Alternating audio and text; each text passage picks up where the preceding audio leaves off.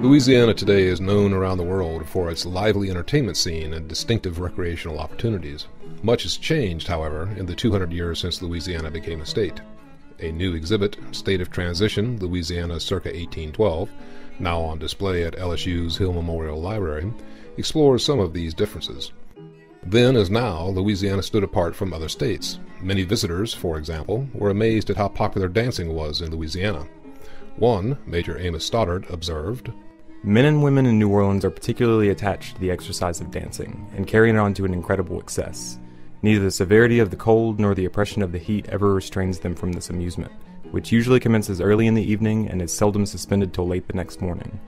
They even attend the balls not infrequently for 2 or 3 days in succession, and without the least apparent fatigue."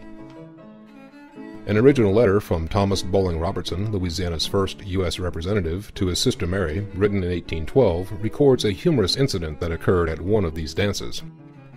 "One evening I went to a ball where I fell in love with a girl of such a form and such grace, and, as I fondly thought, such heavenly feature.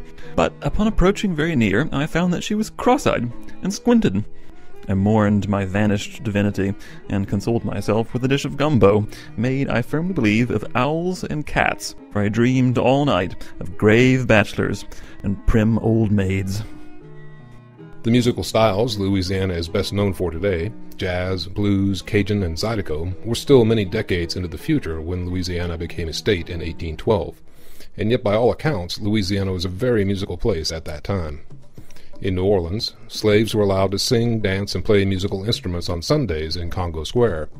The architect Benjamin Latrobe, writing in 1819, described the scene. "The music consisted of 2 drums and a stringed instrument. The drums made an incredible noise.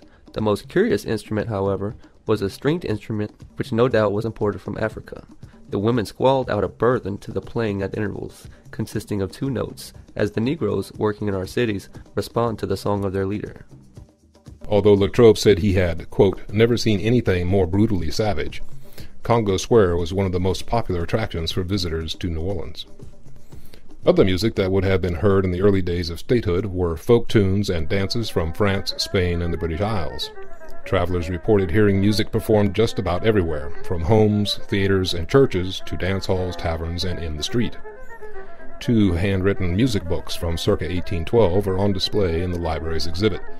Many of the songs in them had been popular in colonial America, such as The White Cockade, Fisher's Hornpipe, and Rural Felicity. Several tunes are of Celtic origin. Others commemorate recent events and people, such as the Constitution of America, General George Washington's March, and Bonaparte's March. Also on display is a copy of Christian Schultz's Travels on an Inland Voyage, printed in 1810. Schultz, a New Yorker, was one of the first tourists to visit Louisiana. His book contains one of the few descriptions of the use of musical instruments by Native Americans in the lower Mississippi Valley. The first permanent theater in Louisiana was established in 1791 by a troupe of French actors from Santo Domingo.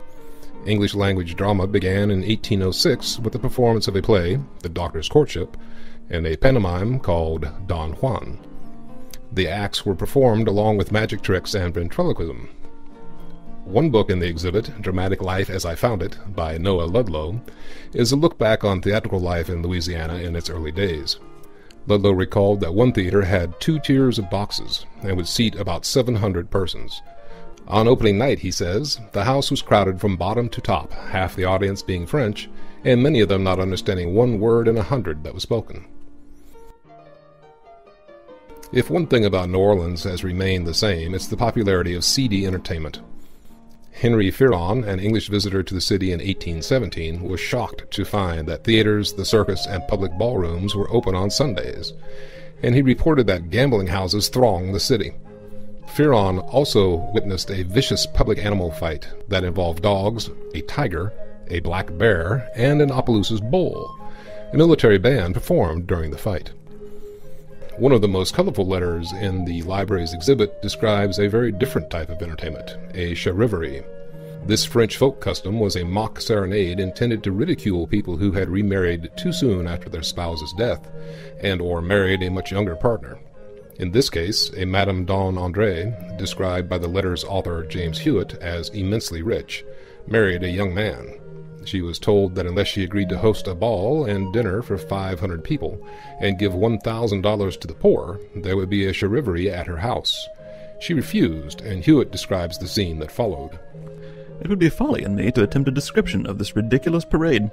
Suppose to yourself 60 or 100 rich young fellows agreeing to behave as ridiculous as possible by dressing in harlequin dresses, Turkish and pantomime false faces, mules dressed with cows' horns, carts with coffins, priests, friars, drums, horns, kettles, and everything that could add to the noise, passing all through the city in procession, hallooing at her house when they suppose Madam was there. When you've drawn up such an idea, still, you'll be far short of the damned foolish thing. According to Hewitt, the Shivery lasted 2 days, and Madame Andre eventually gave in to the revelers' demands. These are just a few of the books, letters, and artifacts on display.